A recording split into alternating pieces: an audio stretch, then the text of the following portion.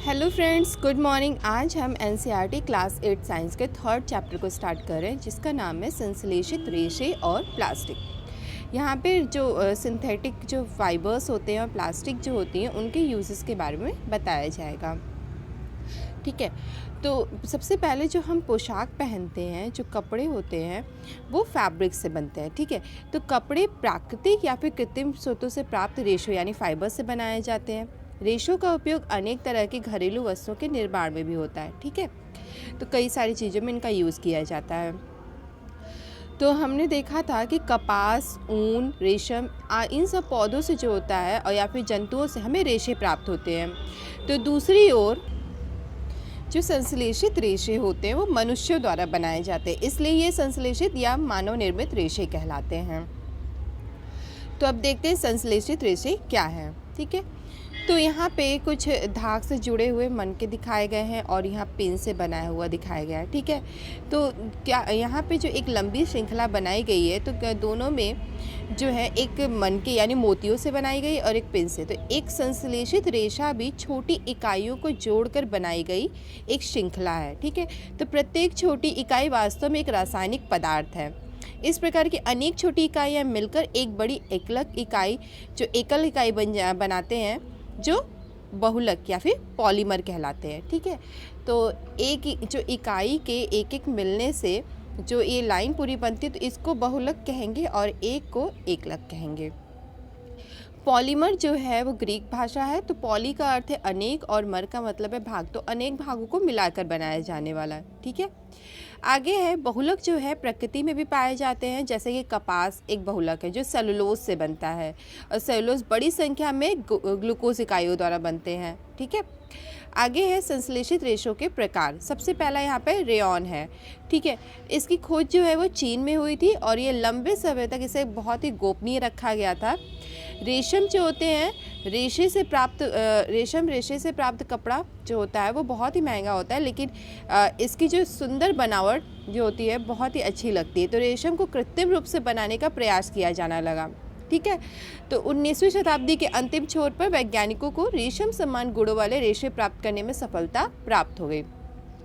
इस प्रकार का जो रेशा था वो कास्ट लुगदी के रासायनिक उपचार से प्राप्त किया गया। यह रेशा रेयॉन या फिर कृत्रिम रेशम कहलाया। यहाँ पे हम देख रहे हैं कि जो रेयॉन है वो प्राकृतिक स्रोत कास्ट लुगदी से प्राप्त किया जाता है, लेकिन यह एक मानव निर्मित रेशा, इसलिए ये कृत्रिम है। ठीक है, यह रेशम से सस्ता होता है, लेकिन इसे जो होता है रेशम के रेशों के समान ही बुना जा सकता है और इसे रंगों की कई किस्मों में रंगा जा सकता है। रेयॉन को कपास के साथ मिलाकर बिस्तर की चादरें बनाते हैं या फिर ऊन के साथ मिलाकर कालीन या गलीचा बनाते हैं। ठीक है, आगे देखते हैं नायलॉन।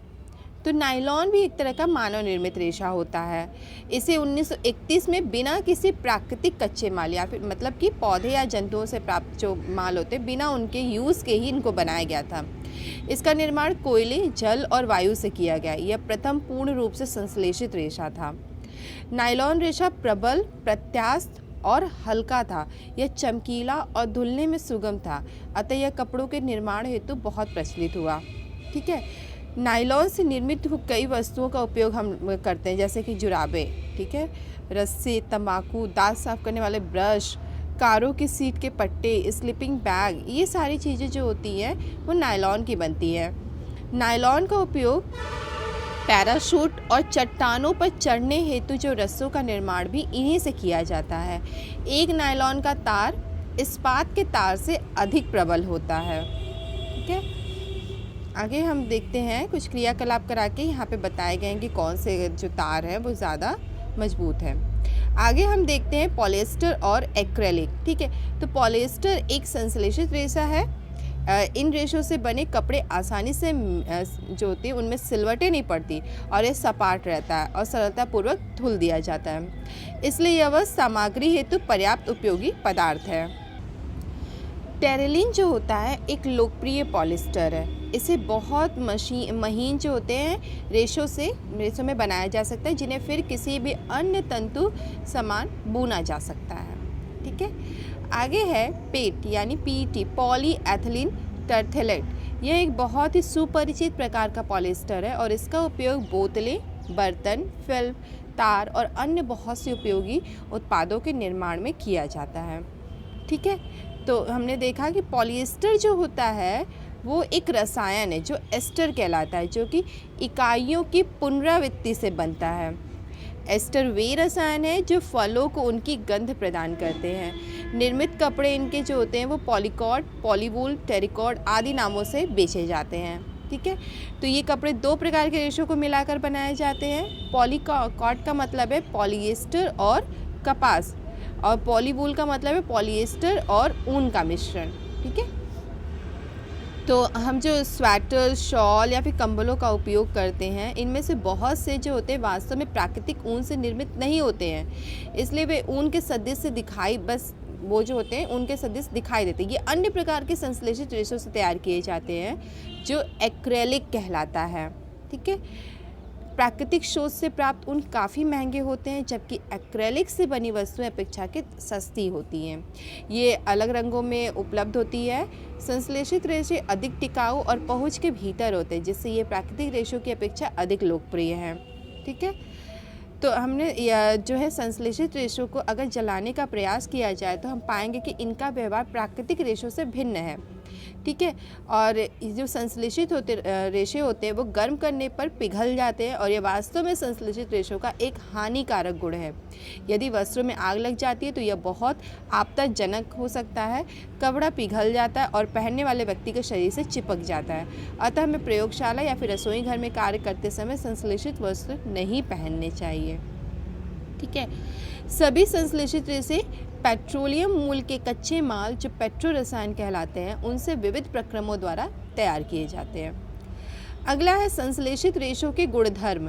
ठीक है, तो संश्लेषित रेशे जो होते हैं अद्वितीय गुणधर्मों वाले होते हैं जो इन्हें परिधान सामग्री हेतु लोकप्रिय बनाते हैं। सबसे पहले ये शीघ्र सूख जाते हैं, अधिक चलाऊ होते हैं, कम महंगे होते हैं, आसानी से उपलब्ध हो जाते हैं और रख रखाव में सुविधाजनक होते हैं। तो इन सारी चीज़ों की वजह से उनको बहुत ही उनके गुण हैं। ठीक है, आगे हम देखते हैं प्लास्टिक। ठीक है, तो प्लास्टिक का यूज़ तो हमारे घर में बहुत चीज़ों में होता है। तो संश्लेषित रेशे की तरह प्लास्टिक भी एक बहुलक है। सभी प्लास्टिकों में इकाई की व्यवस्था एक ही प्रकार की नहीं होती है। कुछ में यह रेखीय होती है तो अन्य में यह क्रॉस में होती है। ठीक है, जैसा कि यहाँ दिखाया गया है, पहला ऊपर रेखीय है तो दूसरा क्रॉस बद्ध दिखाया गया है, ऐसे ऐसे करके। ठीक है, आगे है प्लास्टिक की वस्तुएं सभी संभव आकारों और साइज़ों में उपलब्ध होती हैं। ठीक है, तो ये जो प्लास्टिक है वो आसानी से सांचे में ढाला जा सकता है, इसीलिए किसी भी साइज़ में उपस्थित होती है, अर्थात इसे कोई भी आकार दिया जा सकता है।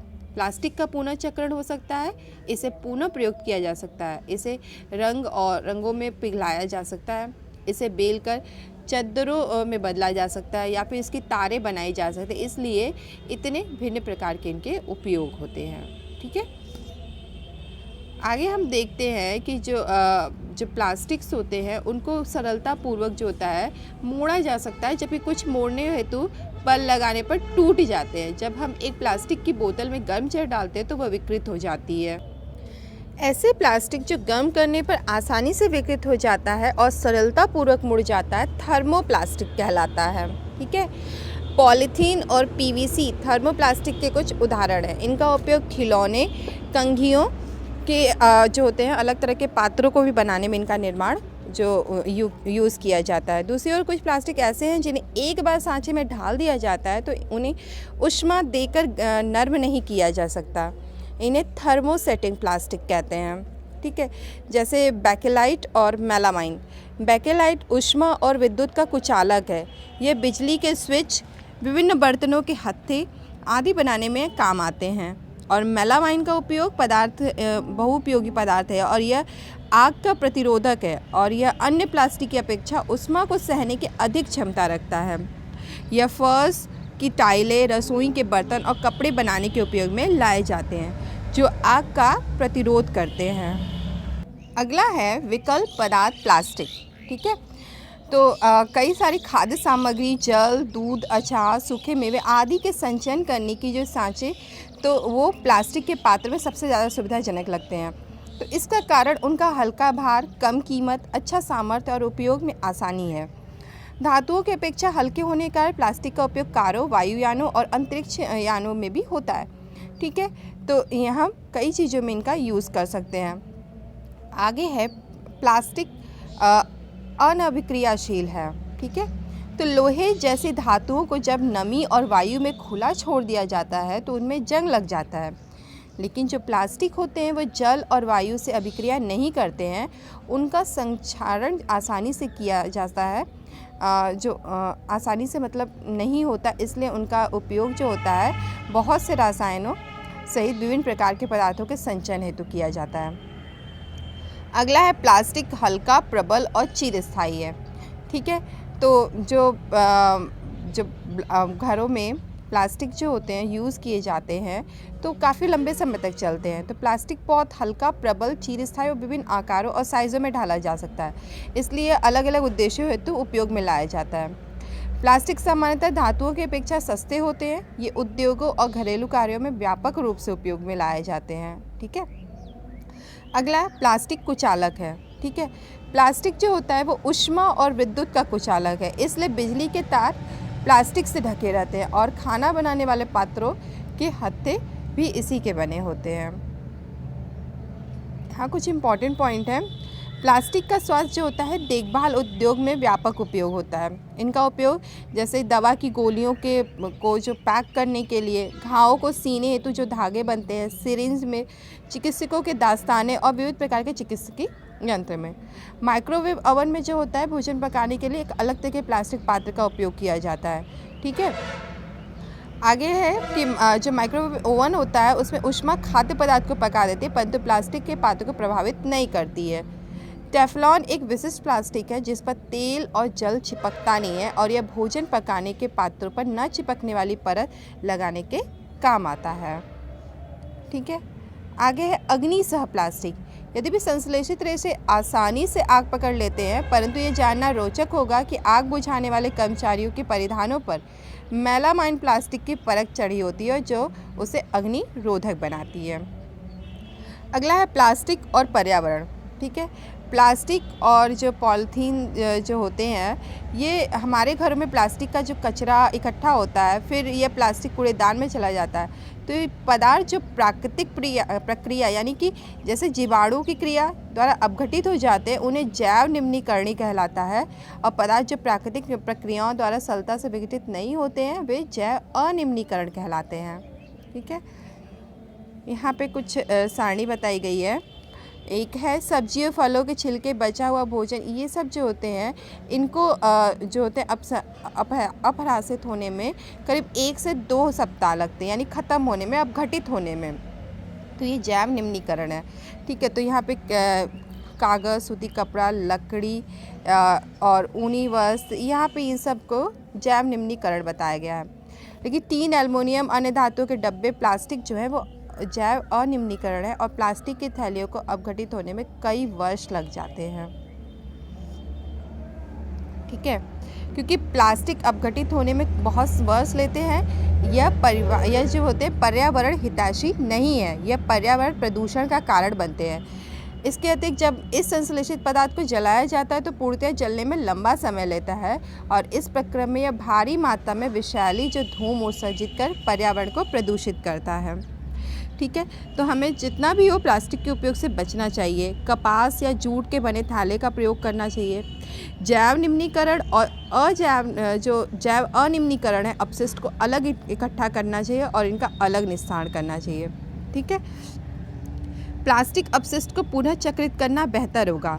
अधिकांश थर्मोप्लास्टिक पुनः चक्रित किए जा सकते हैं। जिन वस्तुओं का पुनः चक्रण किया जा सकता है, ठीक है, वो उनको फिर हम क्या कर सकते हैं कि उनके वेस्टिंग से उनको बचा सकते हैं।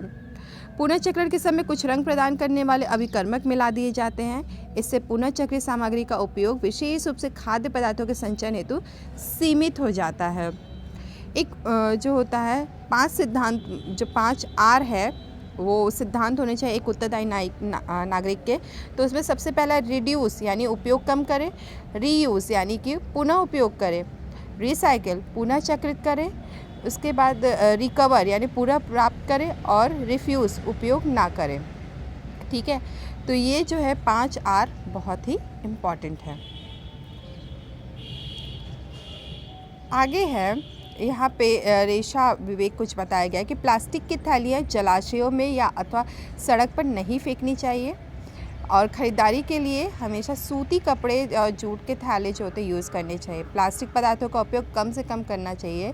ठीक है, आगे है यहाँ पर जो कुछ प्रमुख शब्द दिए हुए हैं और हमने आज में क्या मेन पॉइंट्स देखते हैं। ठीक है, तो संश्लेषित रेशे और प्लास्टिक प्राकृतिक रेशों की भांति बहुत बड़ी इकाइयों में निर्मित होते हैं जो बहुलक कहलाते हैं, और बहुलक जो होते हैं अनेक छोटी इकाइयों से बनते हैं। जबकि प्राकृतिक रेशे पौधों और पशुओं से प्राप्त होते हैं। संश्लेषित रेशे पेट्रो रसायन के रासायनिक प्रक्रमण से प्राप्त होते हैं। प्राकृतिक रेशों की भांति इन रेशों को भी कपड़ों के रूप में बुना जा सकता है। संश्लेषित रेशों का उपयोग घरेलू वस्तुएं जैसे रस्से, बाल्टियां, फर्नीचर, पात्र आदि से लेकर वायुयानों, जलयानों, अंतरिक्ष यानों, स्वास्थ्य सेवा या और भी जो उच्च विशिष्टता वाले उपयोगों में किया जा सकता है। संश्लेषित रेशों के बृहत निर्माण हेतु उपयोग में लिए गए रसायनों के प्रकार के आधार पर उन्हें रेयॉन, नायलॉन, पॉलिएस्टर और एक्रेलिक नाम दिए गए हैं। विभिन्न प्रकार के रेशे अपनी प्रबलता, जल अवचूषण क्षमता, दहन प्रकृति, मूल्य, चिरस्थायित्व आदि गुणों में परस्पर भिन्नता रखते हैं। ठीक है, प्लास्टिक के बिना अब आज के समय में जीवन की कल्पना नहीं होती है, चाहे घर हो और या बाहर, तो प्लास्टिक सभी ओर है। प्लास्टिक द्वारा उत्पन्न अपशिष्ट पर्यावरण हितैषी नहीं है। जलाने पर ये विषैली गैस उत्पन्न करते हैं। भूमि पर डालने से इन्हें जो अपभ्रष्ट होने में कई वर्ष लगते हैं। ऐसा इनकी जैव अनिम्नीकरण प्रकृति के कारण होता है। तो ये जलाने पर यानी वायु प्रदूषण फैला रहे हैं, और अगर हम मिट्टी में मिला रहे हैं तो ये मृदा प्रदूषण भी। तो हमें आवश्यकता है कि संश्लेषित रेशों और प्लास्टिक का उपयोग इस प्रकार करें कि हम उनके अच्छे गुणों का आनंद ले सकें और साथ ही सजीव समुदायों के पर्यावरणीय संकट को न्यूनतम कर सकें। तो ये रहा हमारा आज का चैप्टर। हमारा वीडियो कैसा लगा हमें ज़रूर बताइएगा, और इसे लाइक, शेयर और सब्सक्राइब भी ज़रूर करिएगा। Thank you, have a good day.